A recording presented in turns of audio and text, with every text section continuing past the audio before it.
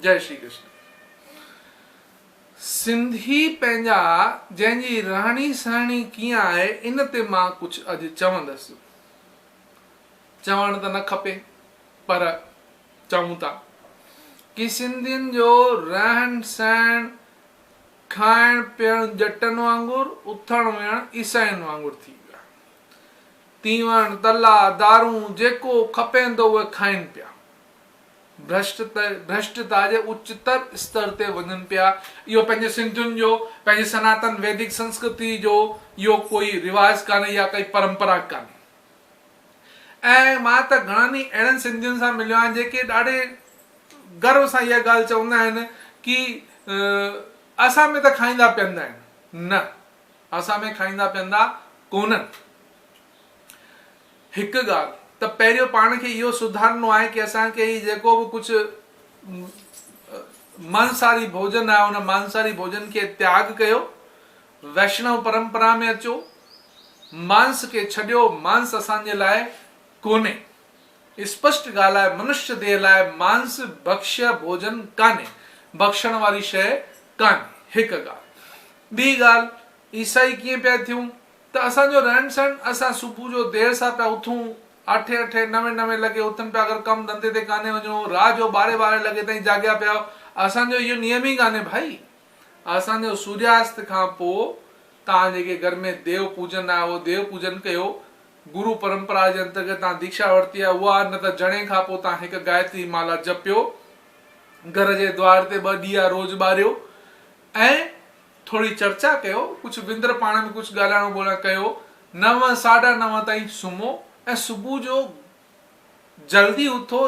5 लॻे त उथणु खपे, 5 न त 6 लॻे ताईं उथो। ॿियो, असीं पायूं छा त असीं पंहिंजा देसी वस्त्र पायूं।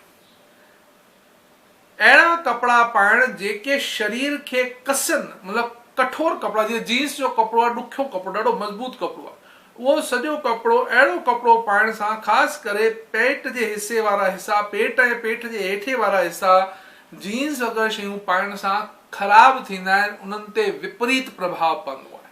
उहो चाहे जेंट्स हुजे चाहे लेडीज़ हुजे, सभिनीनि खे इहे कपिड़ा न पाइणा खपनि। असांखे ढिला हल्का नरम कपिड़ो पाइणु खपे ऐं जेका असांजो परिधान आहे उहो पाइणु खपे। तव्हां ॾिसो, सिंधूअ जे किनारे, अबाणा, इहे जेके फिल्मूं पहिरीं आयूं, उन्हनि में असांजे घर में जेके घर जो परिवेश जेको ॾेखारियो, उन्हनि कहिड़ा सिधा सवाटा कपिड़ा पाता हुआ, उहे कपिड़ा असांजा आहिनि। त मां इहो ई चवणु थो चाहियां कि असीं खाइण पीअण में त झटि पिया थियूं ऐं उथण वेहण में ईसाई पिया थियूं, त असांखे धर्मांतरित करण में त देरि थींदी कान। इन करे पंहिंजे वस्त्रनि खे, पंहिंजे भोजन खे, पंहिंजे शयुनि खे, पंहिंजे रहन सहन खे, इन्हनि सभिनीनि खे असांखे सुधारणो आहे। जॾहिं असीं सुधारींदासीं तॾहिं असांजी जेको वाखाण थींदी, असांजी वाहवाही थींदी। हूअं बि असां सिंधी कंहिंखां घटि न आहियूं। असांजे सिंधियुनि जी वाखाण दुनिया करे थी कि भई हिननि कॾहिं बिख कान पिनी, पर रुगो इहा ॻाल्हि कान।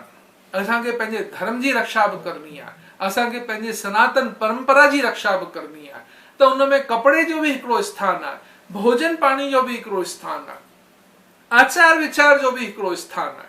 त इन्हनि सभिनीनि जी पालना अॼु खां 1-2 पीढ़ी पहिरीं माण्हू कंदा हुआ। तव्हांजे आसे पासे के वधीक आयु वारा हुजनि सिंधी तमामु, उन्हनि खां पुछो कि भई तव्हां कीअं हलंदा हुआ, सिंध में कीअं हलंदा हुआ, तव्हांजी उथणी वेहणी कीअं हुई, छा कपिड़ा पाईंदा हुआ, कीअं विहंदा हुआ, भोजन में छा ग्रहण कंदा हुआ। तीवण तलो कान ईंदो हो घर में, जेके खाईंदा हुआ उहो उन्हनि जे बि वंश न ब्लू मून थींदी हुई, भई कॾहिं कॾहिं उन्हनि जे घर में आई त आई, न त भई ॿाहिरी भाॼी आहे, ईअं करे। त इन्हनि सभिनीनि ॻाल्हियुनि जो असांखे ध्यानु ॾियणो आहे ऐं असांखे सनातन हिंदू संस्कृति जी अनुपालना करणी आहे ऐं करणी आहे।